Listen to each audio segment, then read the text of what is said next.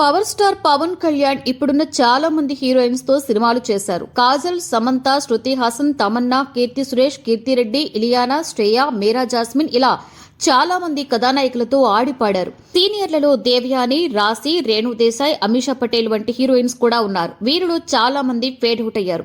కానీ ఓ అదిరిపోయే combination set కావాల్సింది. పవన్ సౌందర్యతో సినిమా చేయవలసింది, కానీ అది సెట్ కాలేదు. సౌందర్య పవన్ కాంబినేషన్ లో సినిమా ఓకే అనుకున్నారు, కానీ పవనే నో చెప్పారట. మరి ఆ సినిమా ఏమిటి అనేది చూస్తే అది సుస్వాగతం. ఈ మూవీకి భీమినేని శ్రీనివాసరావు దర్శకుడు. ఇందులో దేవయాని హీరోయిన్ గా నటించింది. ఈ సినిమా అప్పట్లో పెద్ద hit. Pawan back to back హిట్లు అందుకోవడానికి బీజం వేసిన సినిమా అదే.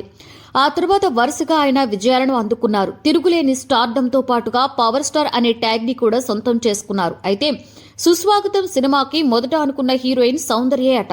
పవన్ కి జోడీగా సౌందర్య అయితే బాగా సెట్ అవుతుందని, సినిమా అద్దిరిపోతుందని, సౌందర్య యాక్టింగ్ కి పవన్ స్టైల్, ఆయన మార్క్, ఇన్నోసెన్సీ యాడ్ అయితే సినిమా వేరే లెవెల్లో ఉంటుందని భావించారు. కానీ పవన్ కళ్యాణ్ రిజెక్ట్ చేశారట.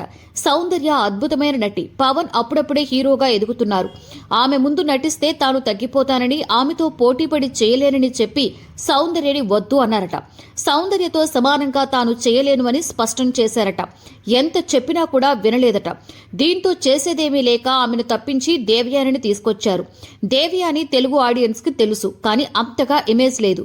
దీంతో పవన్ డామినేషన్ పనిచేసింది. సినిమా పెద్ద హిట్ అయింది. అయితే సౌందర్య చేస్తే మాత్రం సినిమా ఫలితం మరో స్థాయిలో ఉండేదని చెప్పడంలో అతిశయోక్తి లేదు. ఇలా ఒక అద్భుతమైన కాంబినేషన్ మిస్ అయింది.